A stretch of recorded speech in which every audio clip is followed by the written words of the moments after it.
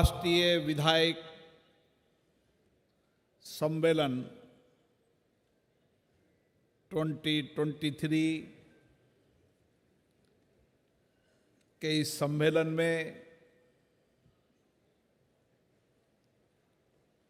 लोकसभा के मेरे पूर्ववर्ती माननीय अध्यक्ष श्री शिवराज पाटिल जी, माननीय श्रीमती मीरा कुमार, माननीय श्रीमती सुमित्रा महाजन,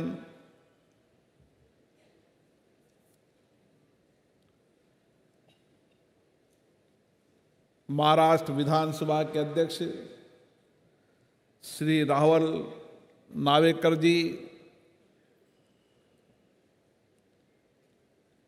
देश की सभी राज्य विधानसभाओं के माननीय अध्यक्षगण, विधान परिषद के माननीय सभापतिगण, माननीय मंत्रीगण, सांसदगण, सभी राज्यों के माननीय विधायकगण, इस कार्यक्रम के रचना बनाने में और उसको साकार करने में माननीय श्री विश्वनाथ किराड़ जी, राहुल किराड़ जी, सम्मानित अतिथियों, भाइयों और बहनों, आज की इस देश की आर्थिक, व्यापारिक, वाणिज्यिक धरती बम्बई के अंदर ये विधायक राष्ट्रीय अधिवेशन हो रहा है। जिस धरती पर आज ये अधिवेशन हो रहा है, ये धरती शौर्य, पराक्रम, स्वाभिमान, संस्कृति और ज्ञान की धरती है। ये धरती छत्रपति शिवाजी महाराज की धरती है, बाल गंगाधर तिलक की धरती है, संत तुकाराम जी की धरती है, संत ज्ञानेश्वर जी की धरती है, संत नामदेव जी की धरती है, सावित्रीबाई फुले की धरती है, आध्यात्मिक ज्ञान स्वतंत्रता आंदोलन के कई मनीषियों की धरती है। धरती का अपना प्रभाव होता है और आज इस महाराष्ट्र के इस अधिवेशन से एक नई ऊर्जा, नया विजन, नया संकल्प लेकर हम यहाँ से जाएंगे। मुझे खुशी है कि इस अधिवेशन के अंदर अलग अलग राज्यों के, अलग अलग राजनीतिक विचारधाराओं के सदस्य यहाँ पर आए हैं और हम सब इस बात की चर्चा करने के लिए आए हैं, मंथन करने के लिए आए हैं कि किस तरीके से हम हमारी विधायिक संस्थाओं को और सशक्त करें और मजबूत करें और जनता के प्रति उनको जवाबदेही बनाएं। और इसीलिए हम सब यहाँ पर 2 दिन तक विचारों का मंथन करेंगे और उस मंथन से जो अमृत निकलेगा उससे हम जनता का कल्याण करेंगे। साथियों, भारत लोकतंत्र की जननी के रूप में पूरे विश्व में जाना जाता है। भारत विश्व का सबसे विशालतम जीवंत लोकतंत्र है। हमें गर्व है कि हम उस जीवंत लोकतंत्र के एक सदस्य के रूप में काम कर रहे हैं और इसीलिए इसके कई प्रमाण हैं।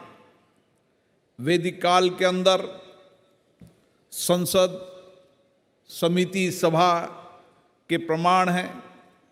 दक्षिण भारत के अंदर भगवान बसवेश्वर के अनुभव मट्टम्ब चोल साम्राज्य के ग्राम स्तर की लोकतांत्रिक संस्थाओं का उल्लेख है। प्राचीन भारत में अलग अलग सभाओं, समितियों, विचारधाराओं और सामूहिकता के साथ निर्णय के कई परंपराएं और कई प्रमाण हमारे हैं, और इसीलिए हम कहते हैं कि मदर ऑफ डेमोक्रेसी भारत है।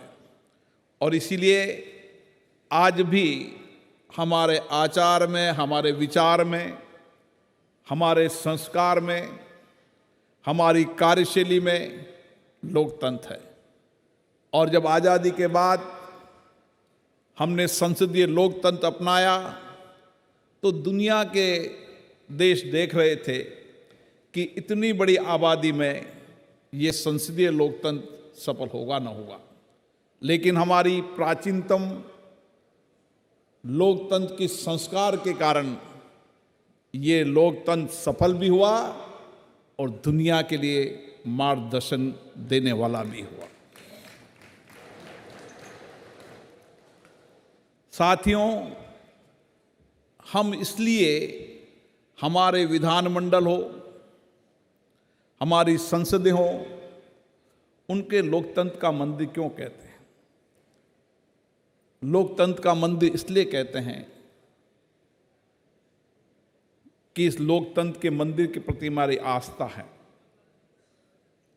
इस लोकतंत्र के मंदिर से लोगों के जीवन का कल्याण होता है।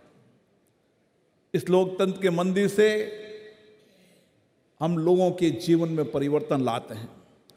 इस लोकतंत्र के मंदिर से हमारे स्वयं में नैतिकता आती है, ईमानदारी आती है, सत्य की प्रेरणा मिलती है। इसलिए हमें लोकतंत्र का मंदिर कहते हैं। लेकिन इस लोकतंत्र के मंदिर को हम सबको सशक्त बनाना है, मजबूत बनाना है, जनता के प्रति जवाबदेह बनाना है, तो ये हमारी जिम्मेदारी और बढ़ जाती है। और इसीलिए इन संस्थाओं के अंदर हम किस तरीके से एक पारदर्शी व्यवस्था कायम करें, एक जवाबदेही व्यवस्था कायम करें। जब हमारा संविधान बना था तो संविधान बनाने वाले हमारे मनीषियों ने, डॉक्टर भीमराव अंबेडकर हो, राजेंद्र प्रसाद हो, उन सब मनीषियों की जब हम चर्चा संवाद सुनते हैं, 2 साल 7 महीने तक लगातार संविधान सभा में चर्चा हुई। हर विषय पर व्यापक चर्चा हुई, लेकिन सहमति से हमारा संविधान बना। और ये संविधान आज हमारा मार्गदर्शक है। ये संविधान हमें एक दिशा दे रहा है।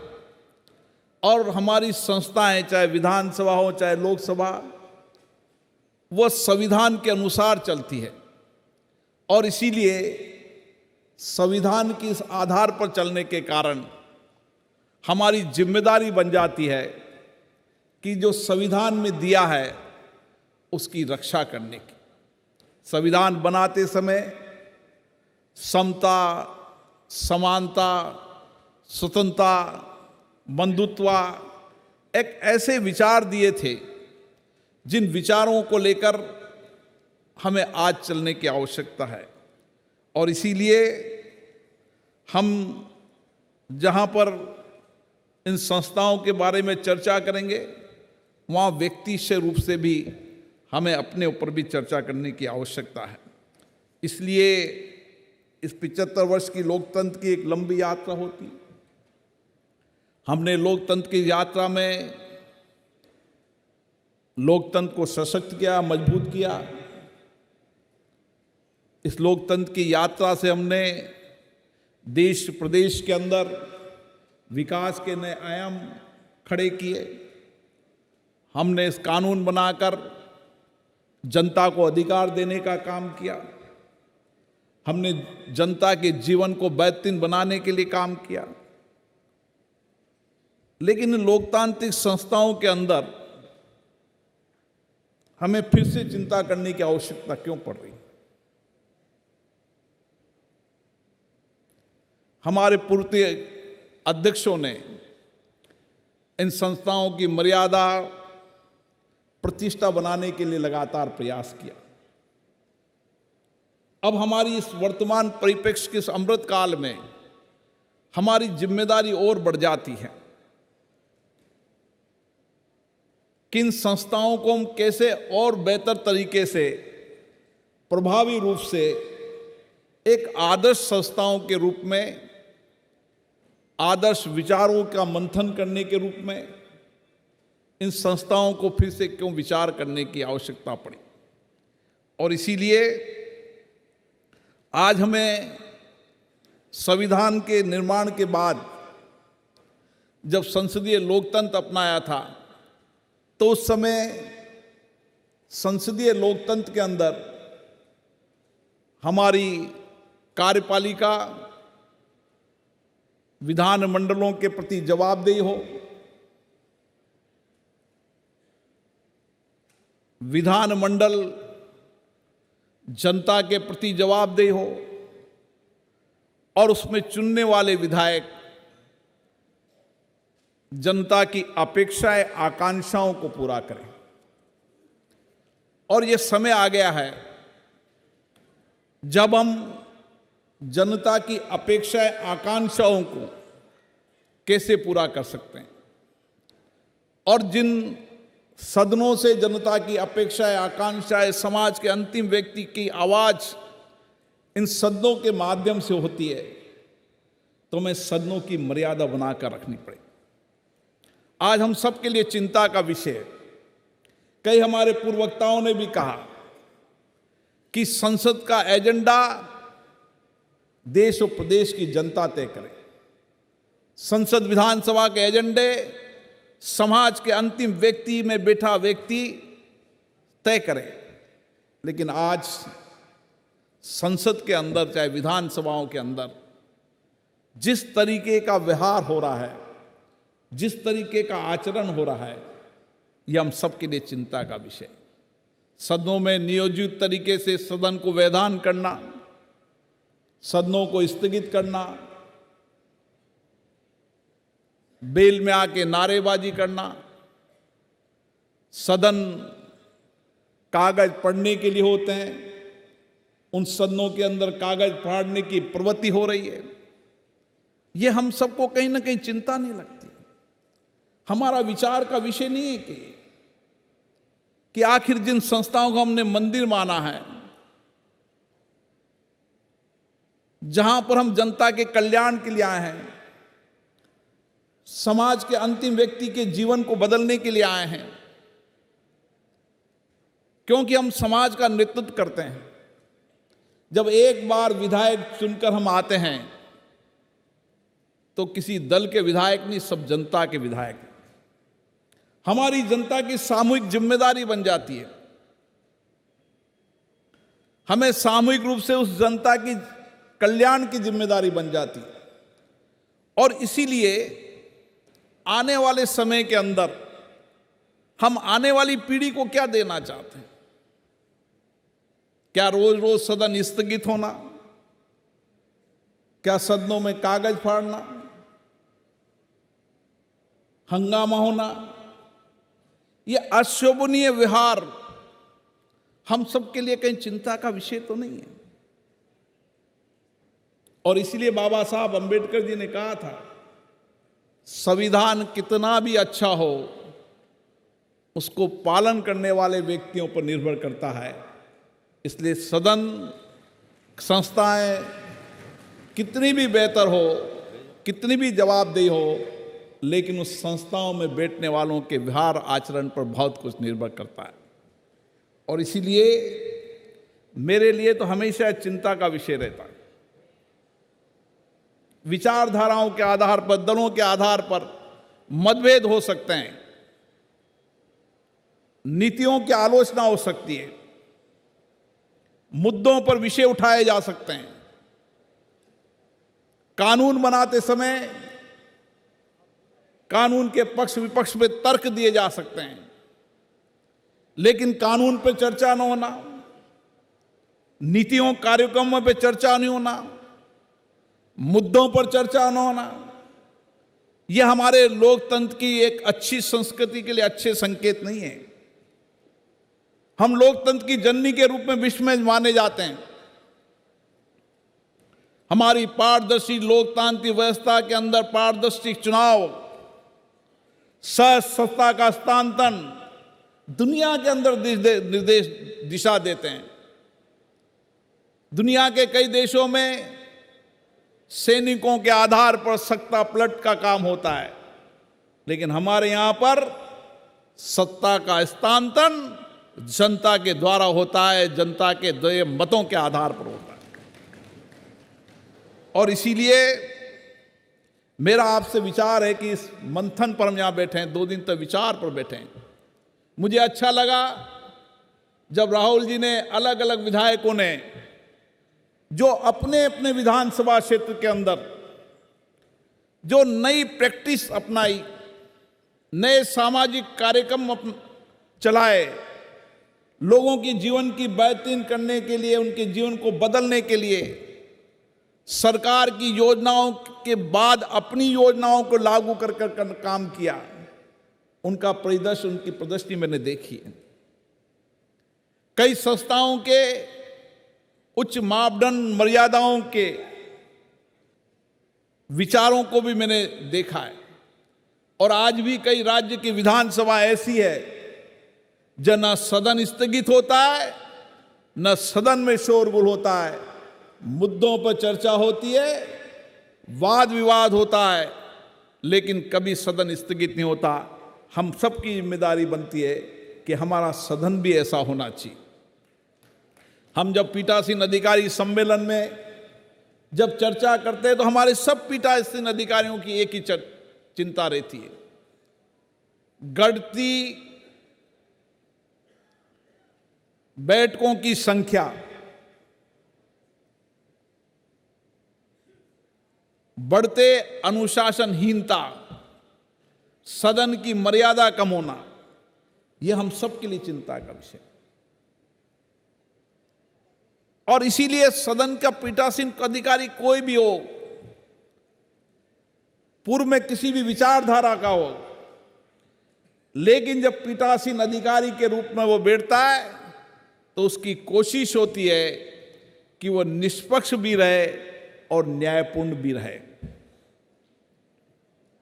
और इसीलिए आज हमारी बहुत बड़ी जिम्मेदारी आ गई है कि हम अपने अनुभवों को, अपने विचारों को, अपने बेस्ट प्रैक्टिसेस को यहाँ पर साझा करेंगे।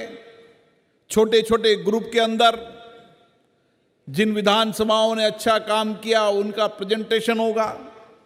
जिन विधायकों ने व्यक्ति से रूप से अपनी अपनी विधानसभा के अंदर जो अच्छा काम किया था उसकी जानकारी मिलेगी। तो लोकतंत्र यही है कि चर्चा, संवाद, अनुभवों, विचारों को साझा करना, लोगों से सीखना और उनको अपने जीवन में उतारना हमारी बहुत बड़ी जिम्मेदारी है।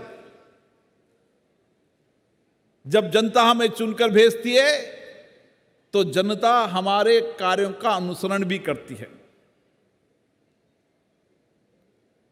जनता हमारे हर कार्य पर निगरानी रखती है। हम किस तरीके से नैतिक रूप से ईमानदार, कड़ी मेहनत, पारदर्शिता, समर्पण और सेवा हमारे जीवन में दिखेगा तो जनता भी उसी आचरण की ओर चलेगी।